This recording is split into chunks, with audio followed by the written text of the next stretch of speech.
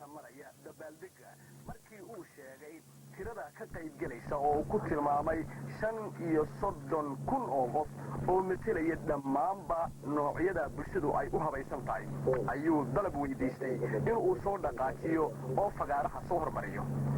markaa iminka waxaa inagu soo maqan oo aynu sugaynaa dhammaan kooxaha maraya oo dhan ee isugu jira ubaxa ardayda caafimaadka isboortiga shaqaalaha ururada bulshada ciidamada kala gedisan ee qalabka sida oo calaamadoodii oo dhan oo calankii jamhuuriyadda uu ka horeeya ay halkaas soo maraan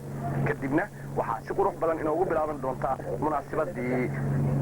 18 guurada kacaanka fantasiyihii ballaadhnaa ee loogu talagalay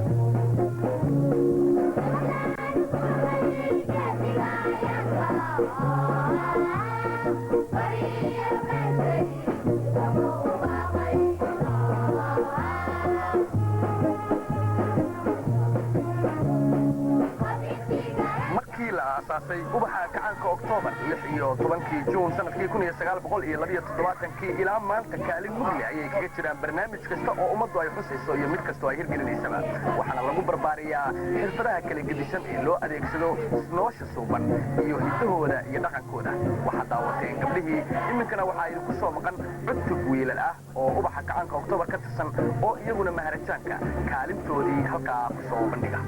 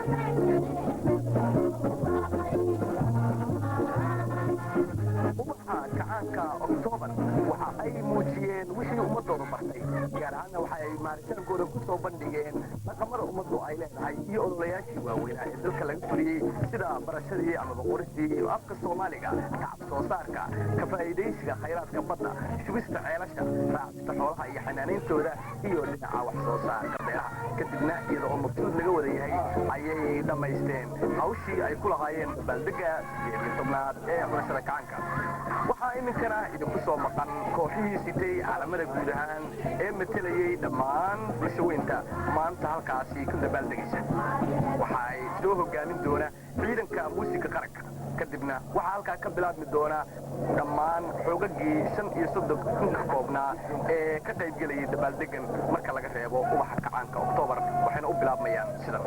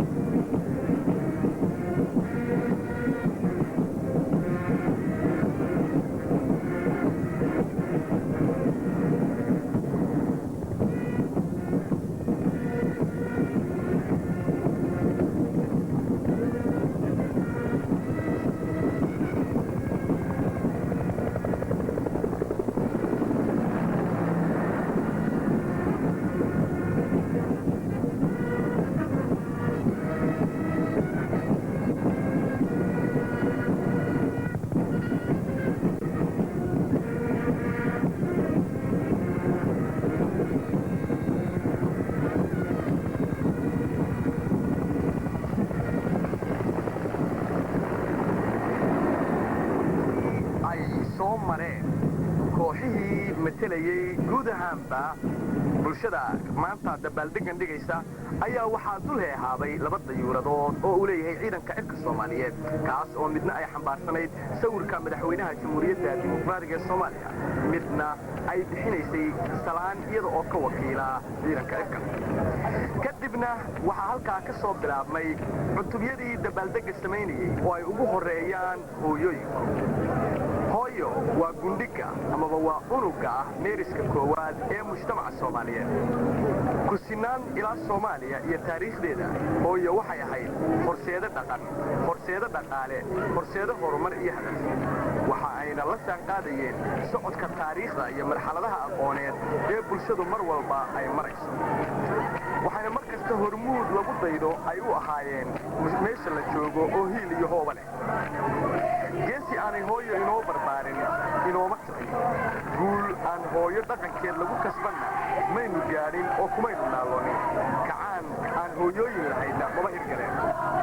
kacaanku hooyooyinka wuu abaalguday oo waa abaalmariyay wuxuuna u dhisay barnaamij iyo majaro siyaasadeed oo howlgalkooda jiheeya waxaana 8 maarso sanadkii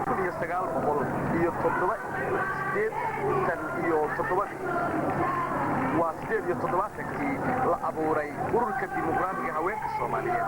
waana uu dubdhaxaadka dalka iyo dadka waxaana ay kaalin mug leh ka jiraan mar kasta hadafka ummaddu ay higsanayso waxay xasuus ku leeyihiin raadintii xorriyadda oo ay dahabkoodii u hureen waxay ahaayeen kuwo guubaadiya geesiga Soomaaliyeed ee marba dhiigga u daadinaya raadinta maslaxadda ummaddiisa maantana waxa ay kaalin mug leh ka jiraan horumarka dalka waxaana ay nashaadka kaga qayb qaadanayaan quruxda arkaysaan iyagoo ku dhawaaqaya inay yidhaahaan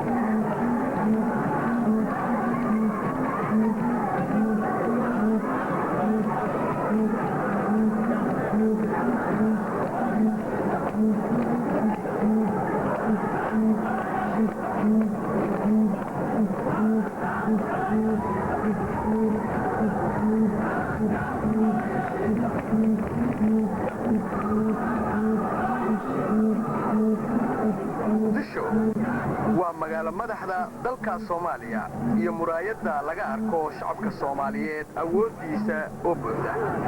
waxa uu ka kooban yahay gobolka Banaadir 13 degmo dhammaantoodna waxay maanta soo bandhigeen habka